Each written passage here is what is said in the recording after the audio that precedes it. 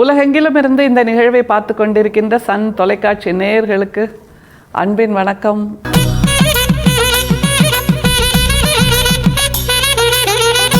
ஒரு முக்கியமான கேள்வி என்னன்னா, எந்த கேள்வியை கேட்டால் நமக்கு கோபம் வரும், கோபம் உச்சந்தலைக்கு ஏறும்னு சொல்லுவாங்கல்ல, அது எந்த கேள்வியாக இருக்கும்? யோசிச்சு பாருங்க. என்னங்க உங்கள் மூக்கு கொஞ்சம் கோணலாக இருக்க அப்படின்னு சொன்னால் கோபம் வராது. நீங்கள் நடக்கிற விதம் வாத்து மாதிரி நடக்கிறீங்க அப்படின்னு சொன்னால் கூட கோபம் வராது. நீ என்ன இவ்வளோ உயரமாக 6.5 அடி உயரத்துக்கு இருக்கீங்க அப்படின்னு சொன்னாலும் கோபம் வராது. உங்கள் நிறம் இவ்வளோ மங்கலாக இருக்க, இவ்வளோ கருப்பாக இருக்கீங்களே, இன்னும் கொஞ்சம் நீங்கள் வெள்ளையாக இருக்கலாம், இன்னும் கொஞ்சம் சிவப்பாக இருக்கலாம் அப்படி சொன்னாலும் கோபம் வராது. உங்கள் தலை என்னங்க இப்போவே வழுக்கை ஆயிடுச்சு அப்படின்னு சொன்னாலும் கோபம் வராது. ஆனால் ஒரு கேள்வி இருக்குங்க, அதை கேட்டால் எல்லாருக்கும் கோபம் வரும். என்னன்னா, உனக்கு அறிவு இருக்கா அப்படின்னு கேட்டால் கோபம் வரும் நிச்சயமாக. ஆனால் வள்ளல் பிரான் அதை கேட்குறாங்கிறப்போ கோபம் வருமா? இல்லை, அவர் என்ன சொல்ல வருகிறாருங்கிறத புரிஞ்சுக்க தோணும். முதல்ல எதனால் அப்படி சொல்கிறாரு அப்படிங்கிறத புரிஞ்சுக்க தோணும். சரி, அவர் நம்மக்கிட்ட கேட்கல நமக்கு அறிவு இருக்கான்னு, அவர் தன்னைத்தானே கேட்டுக்கொள்கிறாருங்கிறதா ரொம்ப ஆச்சரியம். வள்ளல் பிரான் என்கின்ற அந்த ஞான கடல், அறிவின் பெரு வெளிச்சம், அன்பின் வானம் அப்படின்னு சொல்லலாம். இப்படி எதெல்லாம் உச்சபட்ச அப்ஜெக்டிவோ அதை சொல்லக்கூடிய அளவுக்கு தன்மையும் தகைமையும் வாய்ந்த வள்ளல் பிரான் தனக்கு அறிவில்லாத போது அப்படின்னு சொல்கிறாருன்னா ஆச்சரியமாக இருக்குது. எப்போ அந்த மாதிரி ஒரு நிலை வள்ளல் பிரானுக்கு இருந்திருக்க முடியும் அப்படின்னு ஒரு யோசனை தோணுதில்ல. அவர் சொல்கிறார் பாருங்க, உபதேச குறிப்புகள் அப்படிங்கிற உரைநடை பகுதியில் வள்ளல் பிரான் சொல்லுகின்ற அந்த கருத்து நிச்சயமாக நம்மை சிந்திக்க தூண்டுகிறது. அதை தவிர ஒரு கைனகாலஜிஸ்ட்னு சொல்லுவோம்ல, அந்த மகப்பேறு மருத்துவர், அவர் சொல்லுகின்ற கருத்தை போல் நம்முடைய வள்ளல் பிரான் சொல்கிறாருன்னா அவர் எந்தெந்த துறைகளிலெல்லாம் ஞானத்தோடு இருந்தாருங்கிறத இந்த பத்தியிலிருந்து புரிஞ்சுக்க முடியுது. அவரோட வார்த்தைகளில் இருக்கக்கூடிய அந்த உரைநடை தமிழ், அதோட அழகு, அதை முதல்ல புரிஞ்சுக்கலாம். அப்புறம் தனக்கு அறிவில்லாத போதுன்னு வள்ளல் பிரான் எதை சொல்கிறார் அப்படிங்கிறதையும் புரிஞ்சுக்கலாம்.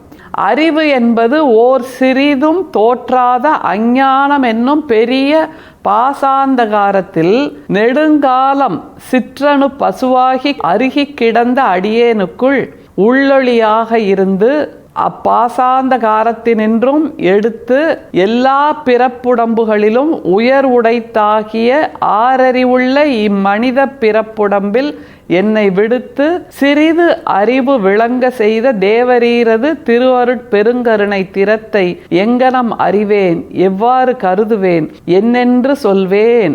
எவ்வளோ அழகான வார்த்தை ஓட்டம்! அப்படி ஜீவ நதி மாதிரி, நதி போல ஓடிக்கொண்டிருன்னு ஒரு வார்த்தையை சொல்லுவோம்ல, அது மாதிரி நம்முடைய வள்ளல் பிரானுடைய உரைநடைங்கிறது துவங்குது, போய்கிட்டே இருக்கு அப்படின்னு சொல்லலாம். அந்த அளவுக்கு ஒரே கருத்தை அவர் பல வரிகளில் பல வார்த்தைகளில் தொடர்ச்சியாக சொல்லக்கூடிய ஆற்றல் பெற்றிருந்தாருங்கிறத முதல்ல புரிஞ்சுக்கணும். அப்புறம் இதை என்னைக்காவது யோசித்து பார்த்துருக்கோமா? நாம் இப்போது இந்த மனித உடம்பில் உயிரோடு நடமாடி கொண்டிருக்கிறோம், சிந்தித்து கொண்டிருக்கிறோம், பேசி கொண்டிருக்கிறோம், எழுதி கொண்டிருக்கிறோம், சாதனைகளை செய்து கொண்டிருக்கிறோம், நம்முடைய வேலைகளை செய்து கொண்டிருக்கிறோம். இந்த உடம்புக்குள்ளே நம்மோட உயிர் வராமல் வேற ஏதாவது உடம்புக்குள்ளே போயிருந்தா, ஒரு ஈயோட உடம்பு, எறும்போட உடம்பு, கிளியோட உடம்பு, காக்கையோட உடம்பு, நாய்க்குட்டியோட உடம்பு, இப்படி எதுக்குள்ளேயாவது நம்ம உயிர் போயிருந்தா நாம் இதையெல்லாம் செய்ய முடியுமா அப்படிங்கிற ஒரு கேள்வி வருதில்ல. அதைத்தான் வள்ளல் பிரான் கேட்கிறார். அதை தவிர பிண்ட உற்பத்தி விளக்கம் அப்படின்னு சொல்கிறார் இந்த பகுதியை. பிண்டம் அப்படின்னா நாம் கூட இந்த உடம்பை எடுப்பதற்கு முன்னால் நம்முடைய உயிர் ஏதோ ஒரு இடத்துல இருந்திருக்கும். அது அந்த உயிர் துளி அம்மாவோட கருவறையில் பிண்டமாக தான் முதல்ல உருவாகுது. பிண்டம்னா அதுக்கு உருவம் கிடையாது, மூக்கு கிடையாது, கண்ணு கிடையாது, காது கிடையாது, தலைங்கிறது ஒரு ஷேப் கிடையாது, கை கிடையாது, கால் கிடையாது, விரல் கிடையாது, இப்படி எதுவும் இல்லாமல் ஒரு சோற்று பிண்டம், சாதத்தை பிசைஞ்சு ஒரு உருண்டை உருட்டி வச்சா எப்படி இருக்கும், அதைத்தான் சோற்று பிண்டம்னு சொல்லுவோம். அப்படியான ஒரு பிண்டமாகத்தான் நாம் பிறந்தோம் அப்படிங்கிற உண்மையை முதல்ல புரிஞ்சுக்கணும். இதைத்தான் நம்ம சொன்னோம், கைனகாலஜிஸ்ட் மாதிரி அந்த மகப்பேறு மருத்துவர் எப்படி நம்முடைய வயிற்றுக்குள் பிறக்கின்ற அந்த கருவை காப்பாற்றி வளர்த்தெடுத்து கொடுக்கிறாரோ, அதுபோல் நம்முடைய பிறப்பை பற்றிய அந்த பிக்சரை, அந்த ஓவியத்தை இந்த பத்தியில் நம்முடைய வள்ளல் பிரான் கொடுக்கிறார். பயணிக்கலாமா அவர் வார்த்தையில்?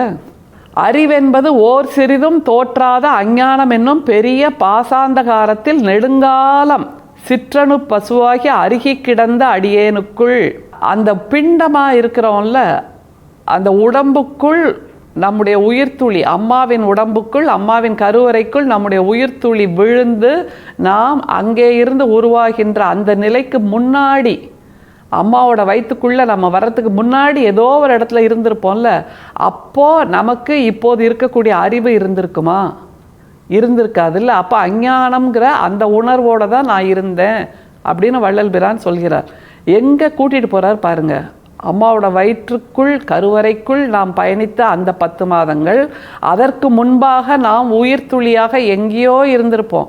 காற்றாக இருந்திருப்போம், கனலாக இருந்திருப்போம், நேற்றாக இருந்திருப்போம், இந்த மண்ணாக இருந்திருப்போம். அப்போ நாம் அறிவோடு இருந்தோமானா அஞ்ஞானத்தோடு தான் இருந்திருப்போம். அப்படியான நிலையில் நான் இருந்த போதுன்னு ஆரம்பிக்கிறார் வள்ளல் பிரான். வள்ளல் பிரானே அஞ்ஞானத்தோடு இருந்தார்னா நாமெல்லாம் எப்படி இருந்திருக்க முடியும்? இல்லை. சரி, அந்த நிலையிலிருந்து எங்கே வந்தார்னு சொல்கிறார் பாருங்க. நெடுங்காலம் சிற்றணு பசுவாகி அருகி கிடந்த அடியேனுக்குள் உள்ளொளியாகி இருந்து அப்பாசாந்தகாரத்தினின்றும் எடுத்து, அந்த வெறும் பிண்டமாக இருந்த அடியேனுக்குள் உள்ளொளியாகி இருந்து, அந்த அஞ்ஞானத்திலிருந்து எடுத்து ஒரு சின்ன துளி, ஒரு சின்ன முள்முனை அளவு, ஊசி முனை அளவுக்கு ஒரு வெளிச்சத்தை கொடுத்தது. அந்த வெளிச்சத்தின் மூலமாகத்தான் என்னை நானே அஞ்ஞானத்திலிருந்து மீட்டெடுத்து கொண்டேன். அப்படி இருக்கக்கூடிய அளவுக்கு என்னை மனித உடம்பில் நீ பொருத்தினாய். எவ்வளோ விஷயங்கள் நமக்கு தெரியாது, நம்ம பிறப்புங்கிறது இப்படியெல்லாம் நடந்திருக்கோம் அப்படின்னு. ஆனால் வள்ளல் பிரான் அதையெல்லாம் மிகச் சிறப்பாக ஒரு விஞ்ஞான பார்வையோடு, இதுதான் சித்தர்களோட அடையாளம், எதையும் பகுத்தறிவு பார்வையோடு விஞ்ஞானத்தால் ஏற்றுக்கொள்ளக்கூடிய அளவுக்கு புராண கதையாக சொல்லாமல், நம்பிக்கையாக மட்டுமே சொல்லாமல், டேட்டாவோட ப்ரூஃபோட சொல்லுகின்ற அந்த வல்லமை தான் சித்தர்களோட அடையாளம். அந்த சித்தத்தின் அடையாளமாகத்தான் வள்ளல் பிரான் இந்த கருத்தை நமக்கு சொல்கிறார். எனவே அஞ்ஞானத்திலிருந்து மீட்டெடுத்து ஒரு துளி வெளிச்சத்தை கொடுத்து அப்படிங்கிறார். சரி, அது ஒரு பயணம். முதல்ல அம்மா வயிற்றுக்கு வர்றதுக்கு முன்னாடியாக இருந்த ஏதோ ஒரு உருவமற்ற நிலை, அஞ்ஞானத்தோடு இருந்த நிலை, அது ஒரு துவக்கம். அப்புறம் அம்மாவின் கருவறைக்குள் வந்து விழுந்த அந்த பிண்டமாகிய அந்த பயணம்.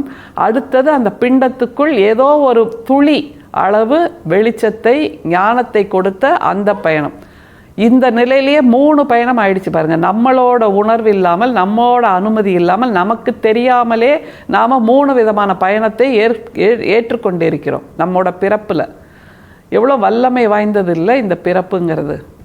சரி, அந்த நிலைக்கு வந்தாச்சு, ஒளி வெள்ளத்துக்கு வந்தாச்சு. அடுத்தது எந்த நிலைன்னு சொல்கிறார். எல்லா பிறப்புடம்புகளிலும் உயர்வுடைத்தாகிய ஆறறிவுள்ள இம்மனித பிறப்புடம்பில், அதுதான் ரொம்ப முக்கியம். எல்லா பிறப்பிலும் மிக உயர்வானது எது என்றால் அரிது அரிது மானிடராய் பிறத்தல் அரிதுன்னு ஔவை பிராட்டி சொல்கிறாங்க. அப்போ இந்த மானிடராய் பிறத்தல் அரிது எதனால் சொல்கிறோம்? அறிவுன்னு ஒன்று இருக்குது, சிந்திக்கக்கூடிய அறிவுன்னு ஒன்று இருக்குது, பகுத்தறிவுன்னு ஒன்று இருக்குது. அதனால் நாம் சிறப்பானவர்கள்னு சொல்கிறோம்.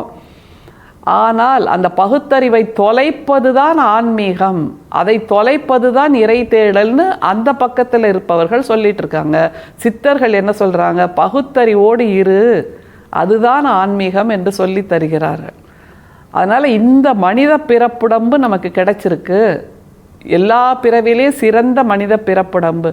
நான் ஈயா பிறக்கலை, எறும்பா பிறக்கலை, கொசுவா பிறக்கலை, சிலந்தியா பிறக்கலை, நாய்க்குட்டியாக பிறக்கலை, பூனைக்குட்டியாக பிறக்கலை, மாட்டு கன்றாக பிறக்கவில்லை, நரியாகவும் பிறக்கவில்லை, புலியாகவும் பிறக்கவில்லை, சிங்கமாகவும் பிறக்கவில்லை. மனித தன்மையோடு மனித உடம்பெடுத்து வந்திருக்கிறோம் என்றால் மனித உடம்பு மட்டும் இருந்தால் போதுமா? அதுதான் ஒரு கேள்வி வள்ளல் பிரான் கேட்கிறார். மனிதன் என்றாலே மனிதம்.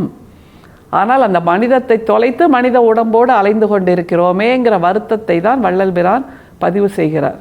சரி, இந்த பிறப்பெடுத்தாச்சு, வேற எப்படி கொண்டு போய் நிறைவு செய்கிறார் பாருங்க. என்னை விடுத்து சிறிது அறிவு விளங்க செய்த தேவரீர் அது திருவருட்பெருங்கருணை திறத்தை எங்கனம் அறிவேன், எவ்வாறு கருதுவேன், என்னென்று சொல்வேன். இந்த ஒரு பிறப்பை கொடுத்து சிந்திக்கக்கூடிய அறிவையும் கொடுத்து இவ்வளவு சிறப்பாக நம்மை உருவாக்கி இருக்கின்ற அந்த பகுத்தறிவு தான் தெய்வம் என்ற நிலைக்கு வந்து நிற்கிறார் நம்முடைய வள்ளல் பிரான். வள்ளல் பிரான் மட்டுமல்ல, எல்லா சித்தர்களும், சித்தம் என்றாலே அறிவு என்பதுதான் அர்த்தம். அப்போ சித்தம் தெளிவானவர்கள் சித்தர்கள்.